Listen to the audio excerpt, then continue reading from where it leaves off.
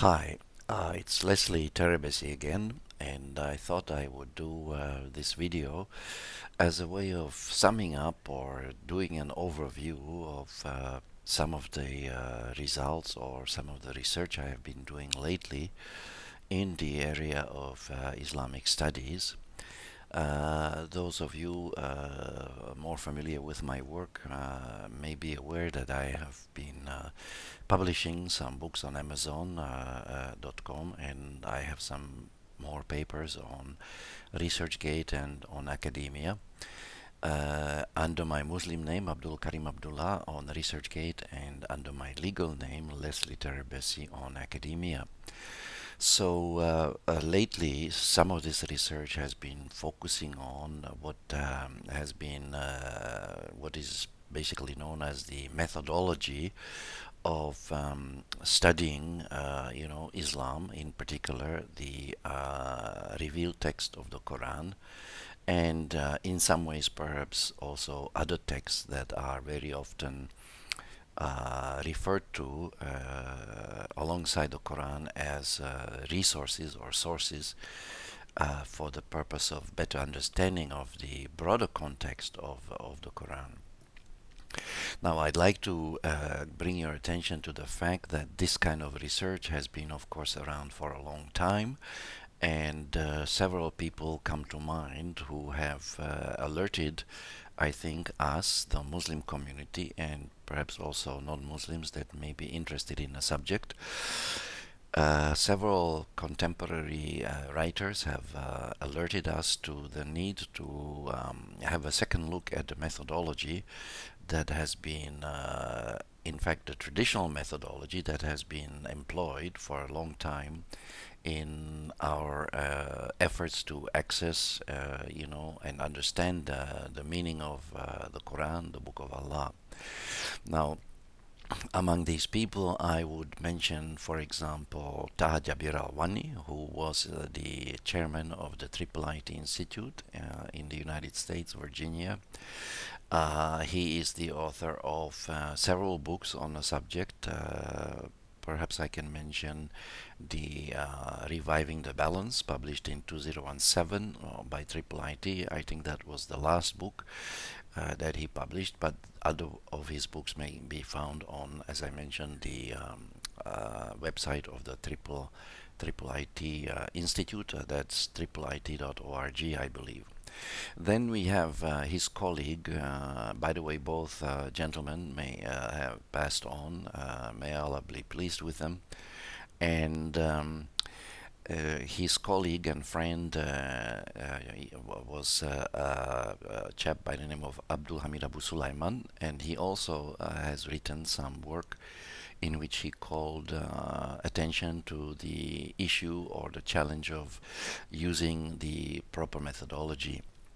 Now, among his books, I would mention Retrieving the Quranic Worldview, I think published in 2011, and also an earlier book called Crisis in the Muslim Mind, published in English in 1993, I think. Now, in addition to that, I would also mention the works of Muhammad Shahrur, his book called Quran, Morality and Critical Reason, I think published in 2007 in Damascus, Syria. It is available in English. All these books I mentioned are available in English, and also I would like to mention the recently published book by Dr. Omar Ramahi, published in 2019, and the book is called Muslims' Greatest Challenge, Choosing Between Islam and Tradition.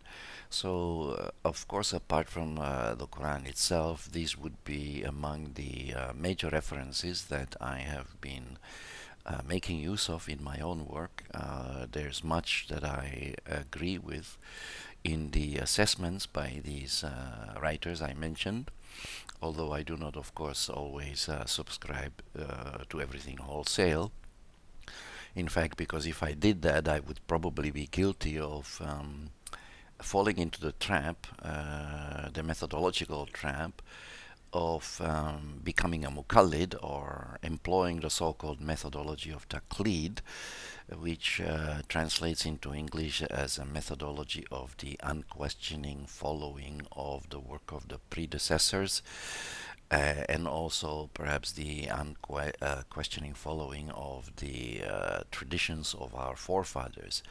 So now this is actually not, this is actually the main problem actually with the methodology that is employed in Islamic Muslim circles and in Muslim institutions. Many, if not most, Muslim institutions of higher learning, is that we tend to look back at the works of the former masters and take them as if they were sacrosanct and somehow beyond questioning, and that perhaps may not be the best way to go about renewing our understanding, our knowledge of the Quran, and what Allah Ta'ala is expecting us to do with this knowledge that He revealed in this very unique book.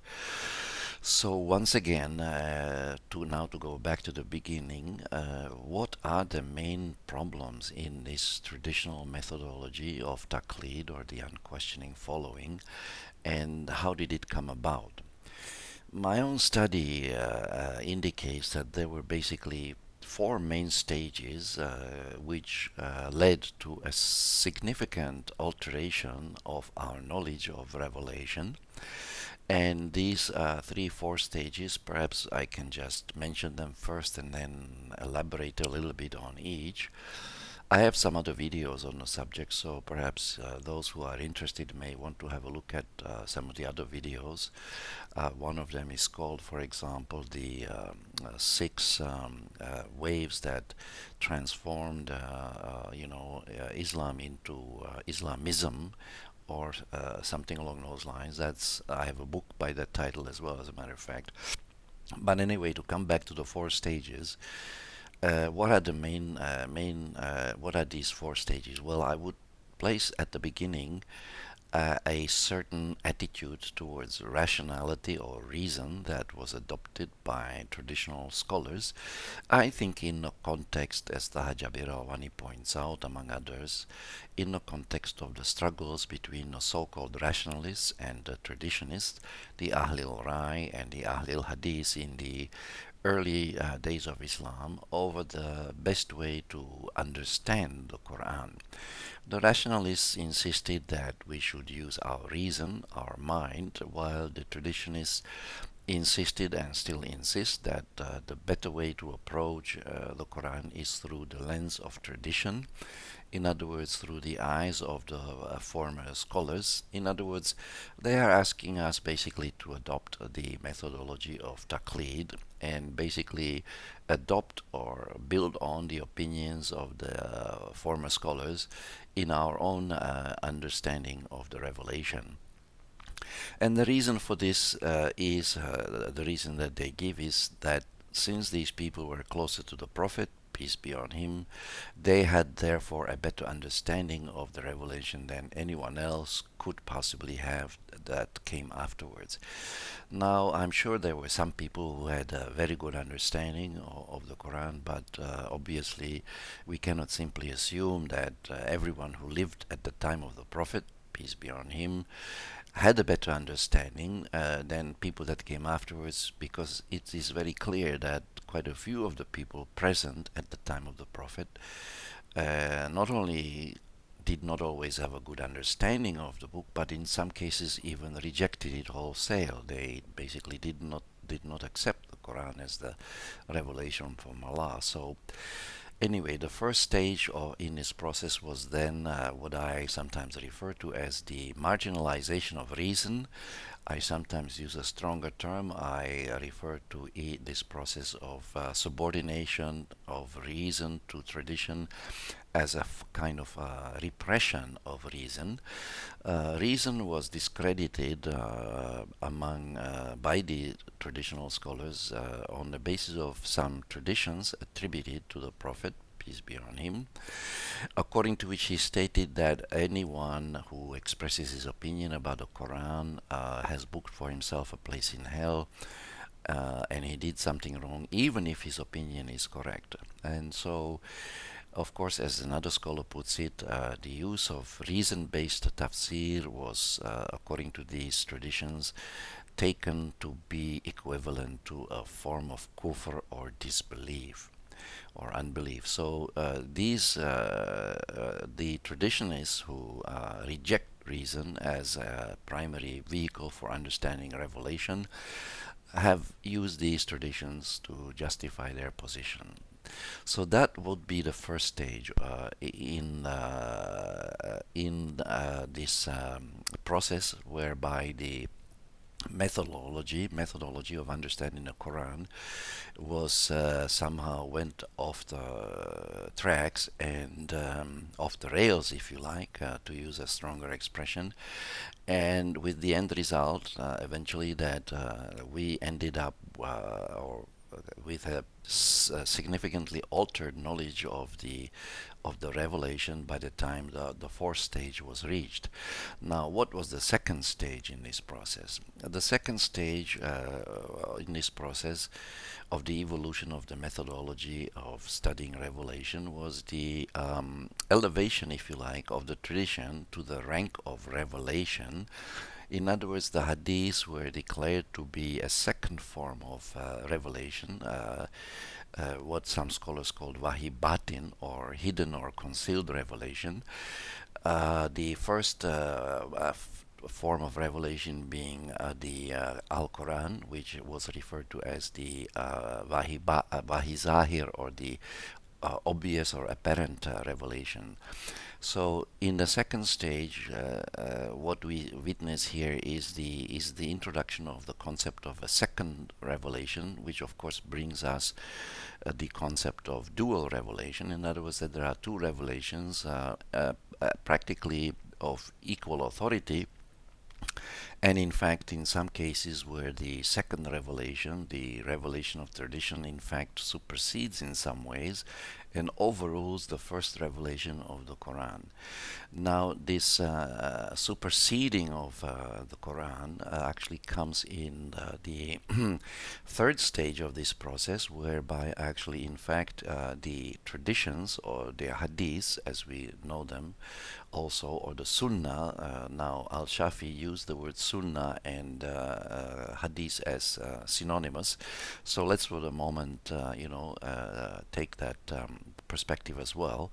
So in the third stage, basically, the sunnah was, taken to be not merely a form of revelation, but even elevated above the Quran, and this elevation took place in three different ways, at least. The first one of which is reflected in a well-known expression.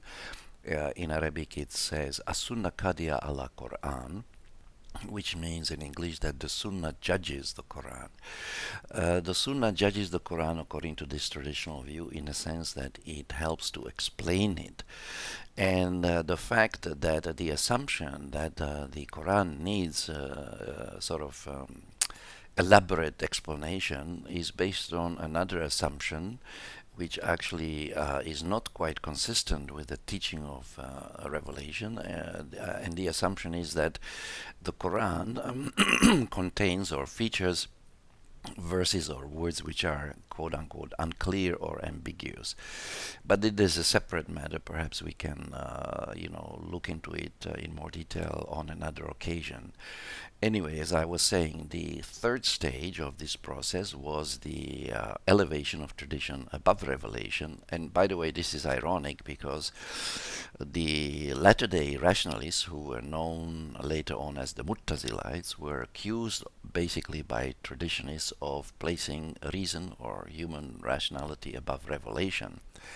But when we look more closely here, it appears that the traditionalists themselves have placed something above revelation, and even though it was not, it was not reason, what they did place above revelation was tradition. So, I mean, don't we have a problem here? Don't we have a kind of reversal of the proper relationship between revelation and tradition? Because in the traditional Shafi scheme of the roots of the Sharia, the Quran comes first, followed by the Sunnah, then comes the ijma or consensus of the scholars, and finally we have ijtihad or the individual effort of the juries. So that applies in jurisprudence, but what we see in the tafsir science or the science of exegesis is that the first roots of the Sharia, according to Al-Shafi, are reversed, and the Sunnah is placed above the Quran. And as I mentioned, it is placed there because it is expected to explain the Quran, and it is expected to explain the Quran because it is asserted that the Quran by itself is insufficiently clear and needs further explanation apart from the explanation that is already provided in the Quran by none other than Allah Himself, who actually refers to His explanation. In Surah 75 we read the words Inna alayna bayana, it is on us to explain it.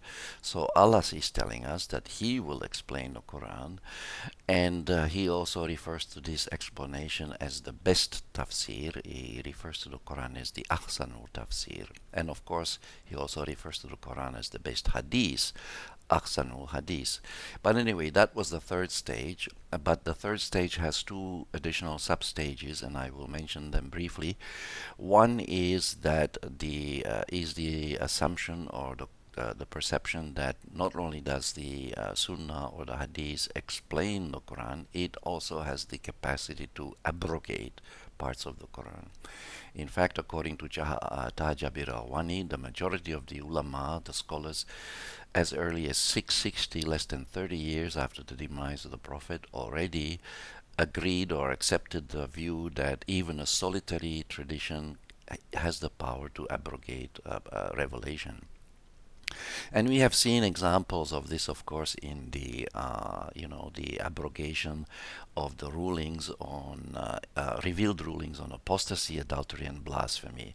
And this brings me to the third subcategory of the third stage, which is basically the not replacement of the ruling, the revealed ruling in the Quran by a ruling drawn from the tradition. And the three cases I just mentioned, the cases of apostasy, adultery, and blasphemy, I think illustrate the point, because as far as the Sharia is concerned, the revealed rulings of the Quran on these three acts were in effect replaced by rulings drawn from man-made tradition or the hadith. Because the Quran does not prescribe a death penalty for any of these three acts. It does not prescribe death penalty for apostasy, adultery, or blasphemy. But the traditions, the man-made traditions drawn from the hadith, prescribe a death penalty for each of these acts. So here we can see a clear kind of dissonance here. How do we explain this? Well, it is explained by the fact that the Sunnah was elevated above the Quran and became in some ways more authoritative than the Quran itself. Now that in itself is problematic, because is that a perception basically in harmony or in agreement with the teaching of revelation about the sovereignty of Allah, and that He is the highest authority when it comes to legislation and guidance. And the Quran confirms this, for example, when it says that La hukmu illa lillah, there's no judgment except for the judgment of Allah. So legislation is an exclusive property of Allah alone. So now this brings me to the last stage. And this last stage was a result of the application of the doctrine of abrogation. In this case, the abrogation of the peace verses of the Quran by the so-called verse of the sword. And according to this explanation, by the way, once again, the majority of the scholars supported the doctrine of abrogation, and specifically the scholars that supported the abrogation of the peace verses by the verse of the sword included none other than Imam al-Shafi, Ibn Hazm, Imam al-Ghazali, Ibn Khaldun, and Ibn Rushd. So this was an opinion that was quite well entrenched, and it resulted in the development and articulation of the doctrine of the so-called offensive jihad, or jihad al-talab, which basically calls for wars of aggression to be fought by the Muslim community on non-Muslims once a year, every year, even when the non-Muslims are not attacking the Muslims. Now, this was quite, I think, catastrophic, and it basically replaced or transformed Islam as a religion of peace into Islam as a religion of war. So with this articulation of what we are witnessing here is the emergence of political or militant Islam, or Islamism, as I have also referred to it. And it was also supported by later scholars of a later age, including Ibn Taymiyyah, Maududi, and Said Qutb. So I think that in order to recover the true and original teaching and meaning of the Quran, we need to take a second look at the methodology that was used to arrive at these conclusions. I think the factors which I have mentioned, and there may be a few that I have not mentioned, but on the whole we need to, I think, have a closer look at this methodology of taqlid and the unquestioning following of the work of the former scholars, to see whether we can actually perhaps do better than that and design a methodology that is more in keeping with the teaching of the Quran, of the revelation of Allah subhanahu wa ta'ala. So that's all for now. Thank you very much, and perhaps we will see you again in the next video. Assalamu alaikum.